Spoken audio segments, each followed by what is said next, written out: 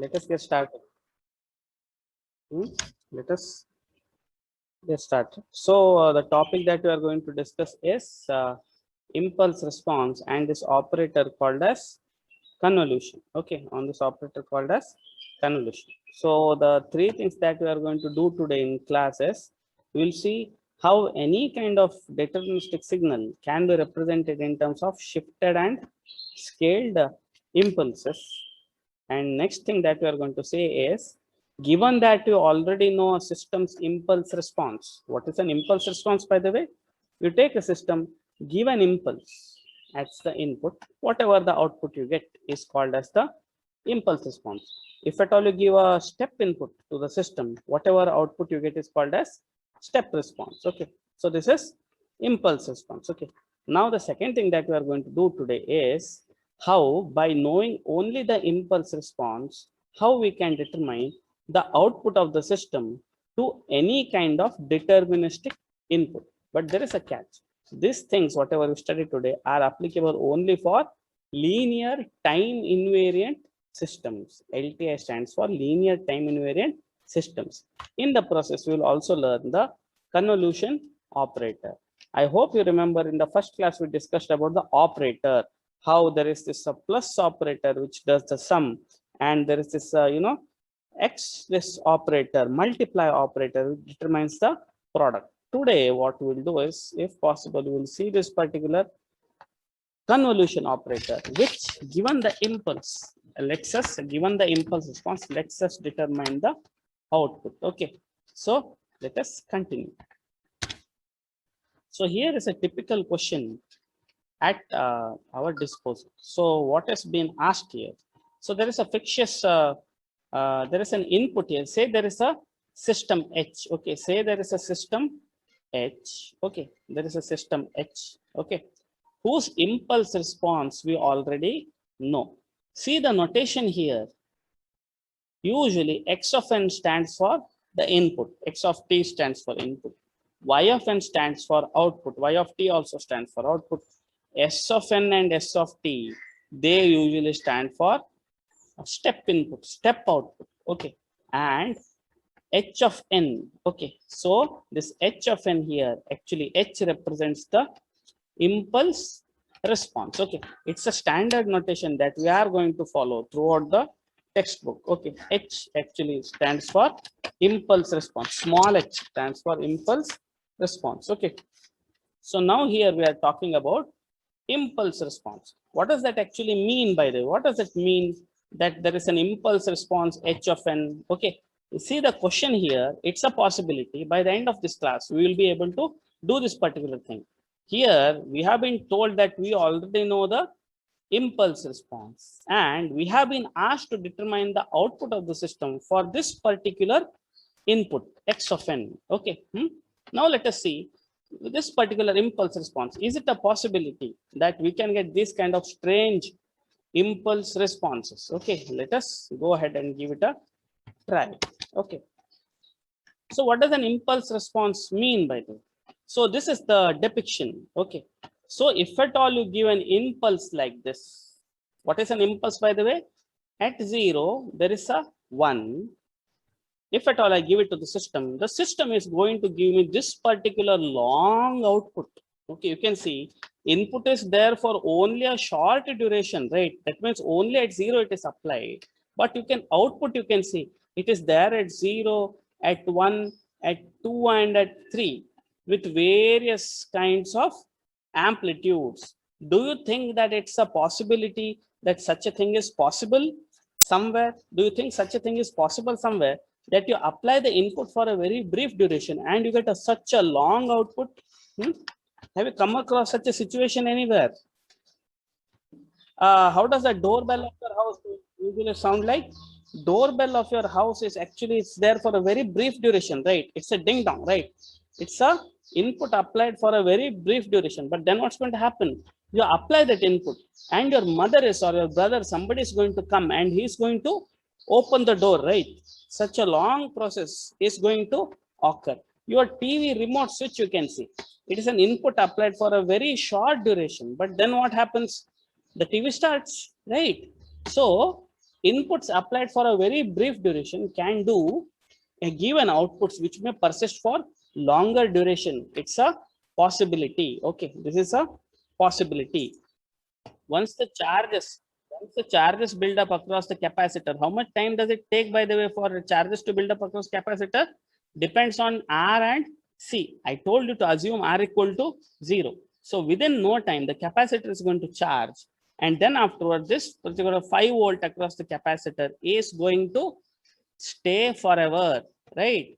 The capacitor 5 volt or minus 5, minus 5. Okay. It's going to stay across the capacitor 5 volt all the time. So do you now believe that input applied for a very brief duration can give you an output that can last for a longer periods?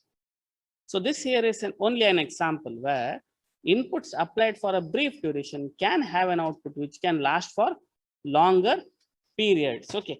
Now say once again, if at all I keep this particular thing on and say I have this one more circuit here, maybe. Okay, so parallelly I have this particular switch, both of them operated. I keep this switch on, then I turn it off. Same thing, I do an invert operation here for this particular switch. Then what's going to happen is, initially the capacitor is going to charge. So if at all I tap the voltage across the capacitor, what's going to happen is, initially the capacitor is going to charge to 5 volt. Then afterwards, if at all there is a resistance, then the capacitor is going to slowly discharge. The capacitor is going to slowly discharge. Okay. So that means what I'm trying to say is, even if you apply inputs for a very brief duration, the resulting outputs as a consequence can last for much longer duration and can have different types of outputs also. Okay. Agreed? What do you say? Anybody? What do you say? What do you believe at this particular analogy which I gave? Are you convinced or not? Somebody? Yes, sir. What do you think? Okay. So what I'm doing is, even in analogy, if at all I come to a TV remote for that example, okay, I just press it for a very brief duration. The button you press in a TV remote, right? It's a pulse input. You apply it for a very brief duration, but then your output is going to last for, right? The TV is going to stay on, right? So it is going to stay on. So different types of systems, depending on their behavior, will have, for a brief input apply for a very small duration, which is nothing but an impulse, they can have their outputs like this. Okay, they can have their outputs like this, right? Okay, so 2 volt, maybe it was connected for a 2 volt supply, then afterwards it started decaying because of the resistance in the circuit. Then an opposite voltage might have built up because of some sort of inductor in the circuit, right? It's a possibility, we cannot deny. Okay, so here what is meant by impulse response? You apply the input to the system, the output what you get here is called as the impulse response. Okay, you apply the system, the input, and whatever the output that you get is called as the impulse response. Okay, now let us try to analyze the problem at hand. Okay, wait a second, let me go back. What is the problem at hand, by the way? Given the input. Okay, here the input is given and the, okay, so what is the impulse, input here, by the way? X of n equal to 1 plus 2, 1 and 2 and 1. Now see here, what is this particular thing 1? Okay, will somebody tell me what is this particular thing 1? Don't you think it also looks like an impulse, by the way? This 1 here is also an impulse, but what is it? It is there at location -1. So can I tell that this X of n is a sum of, see, the first term whatever I have is nothing but an impulse, but it is there at -1. So I would say this is delta n plus 1. It is an impulse, but unfortunately it is shifted by one location to the left side. So that is why it is delta n plus 1. Now let us see this particular thing only. What do you think this is? Do you think this resembles an impulse, by the way? And what is the difference? No, This- sir, it doesn't represent impulse. Does it? Is there any similarity? See, this is 0. Yes, sir. Okay, at 0, this is having an amplitude of 2. What is an impulse, by the way? Impulse at 0 is having an amplitude of 1. So 1. does this thing resemble an impulse, by the way? Yes, sir. Yes, but what is the difference? It has amplitude of 2. Amplitude of 2. That's why Yes, I would call this it is as 2 different. into delta Delta n. n. Okay, 2 into delta n. It is an impulse, but amplitude scaled by factor 2. This was also an impulse. This was also an impulse, but it was shifted by factor 1 to the left side. Now, what about this third term, by the way? What about this third term here? Does it resemble an impulse? This also resembles an impulse, but then Yes. it is an impulse shifted to the right side by Right. 1 unit. Okay. Okay. Now, what I have done here is I have represented this signal x of n in terms of shifted and scaled impulses. Okay. Are we cool? Are we cool? So what I have done is I have represented this x of n in terms of shifted and scaled impulses. Sum of, so let me say this x of n is weighted superposition of, why the term superposition? Plus, right? I have superimposed 2 to 3 signals, which are weighted superposition. See the weight, see here. Here the weight is 1, here the weight is 1, here the weight is 2. Okay. Weighted superposition of shifted, you can see +1, -1, shifted and scaled impulses. Okay. So now do you agree that any kind of signal can be represented? Whatever may be the signal, now whatever may be the signal, some random signal, not random, deterministic, but if at all you know the values, it can be represented in terms of shifted and scaled impulses. Okay.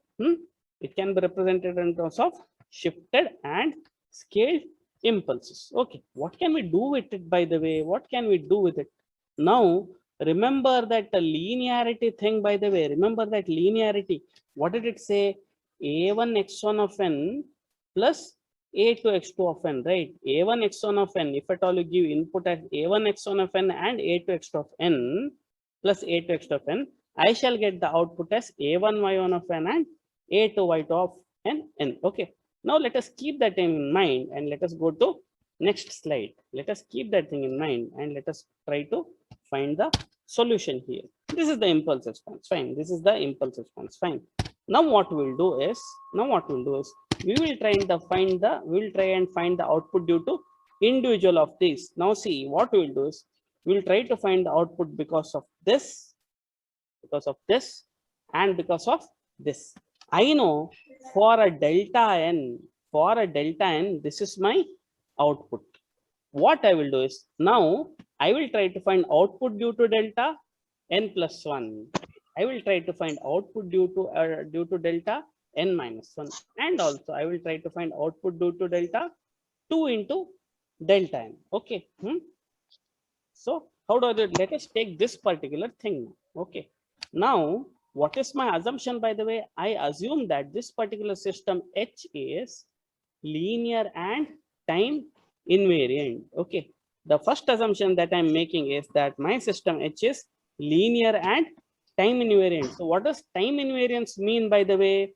Shift in the input causes shift in the output. Now somebody tell me, if at all instead of delta n, say I have delta n plus 1 and say the system is time invariant, what's going to happen to my output? System is same. What's going to happen to my output? Will somebody tell me? In place of delta n, I have delta n plus 1. For input as delta n, my output starts from 0 onwards and it goes till 3. If at all my input is an impulse, but it starts at -1, what's going to happen to my output? What's going to happen to my output? Somebody, I'm waiting for an answer. What's going to happen to my output? Input at 0 results in an output which is starting from 0. Now my input is starting at 0, delta n my n plus 1. What does it mean? Where does it start? Where is that impulse? Delta n plus 1 means where is that impulse? -1. It is at -1, right? -1. Now it is starting at -1. So what's going to happen to the resulting output? It's a time invariant system. It's a time invariant system. You go 15 minutes late to the theater, movie is going to start after 15 minutes. If you go 15 minutes early to the theater, the movie is going to start 15 minutes early. That's the assumption. Now say, instead of 0, say I give the same input, but you start it at -1. What's going to happen to the output? What's going to happen to the output? Somebody? Any guesses?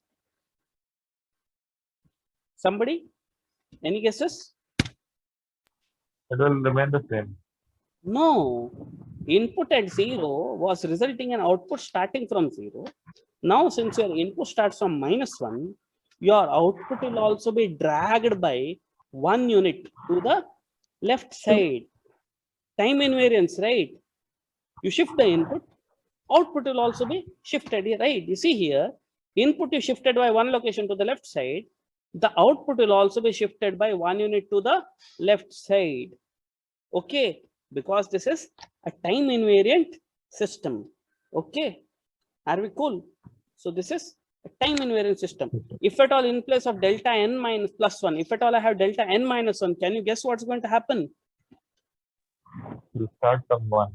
It starts from +1, right? It 1. starts from +1. Okay. 1. So what I have done is, now my input had 3 values, right? It had delta n plus 1, 2 into delta n, and a delta n minus 1. So what I have done is, output due to my first impulse, which was impulse on the left side, my output is also the corresponding output only due to this particular impulse. Is this okay?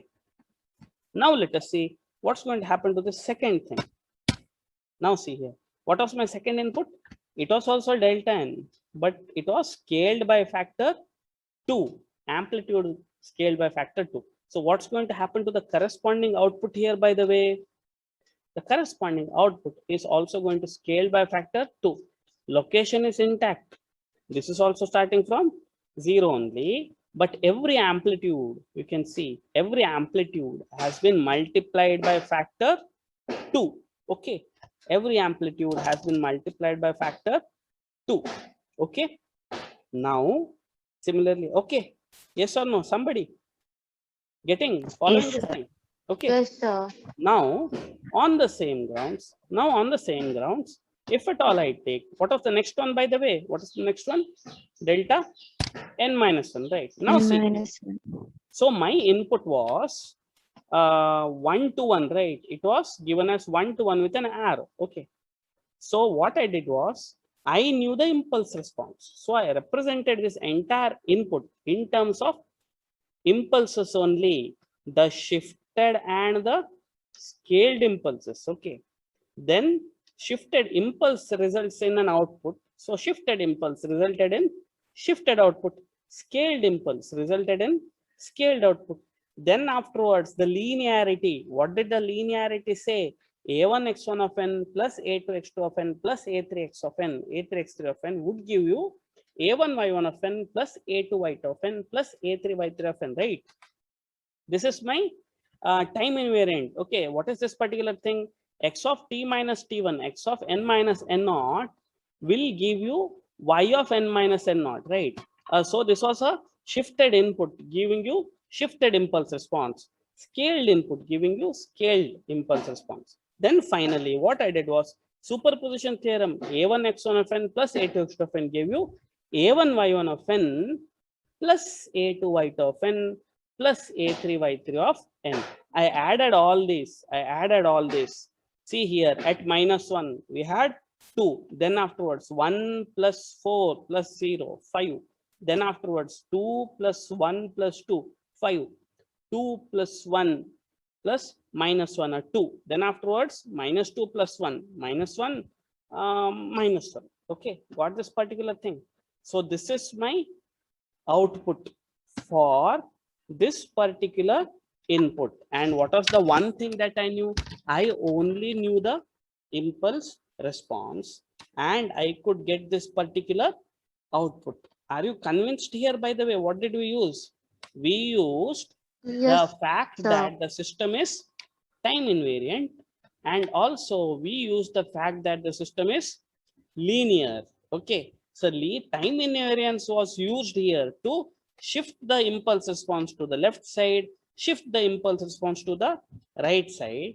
Then afterwards, linearity was used in two places, A1 x1 of n giving you A1 y1 of n. Then afterwards, A1 x1 of n plus A2 x2 of n plus A3 x. So the weighted superposition, right? That particular linearity, right? The summation thing, individual outputs getting added up, right? See, that was used here. And finally, we could get the output. Okay, finally, we could get the output. So this entire process, whatever we have done now, the entire process is collectively called as linear convolution, and it is simply represented as x of n convolved with a star, convolved with h of n. Okay. What is the method, by the way? See, x1 of n multiplied by h of n. You know the method, right? This is the representation. This is the method. Okay. Whatever we saw just now, it was the method. Okay. Got this particular thing? The process is called as linear convolution. So now will somebody please tell me, with linear convolution, this operator, what can we do? Would somebody tell me, with linear convolution operator, what can we do?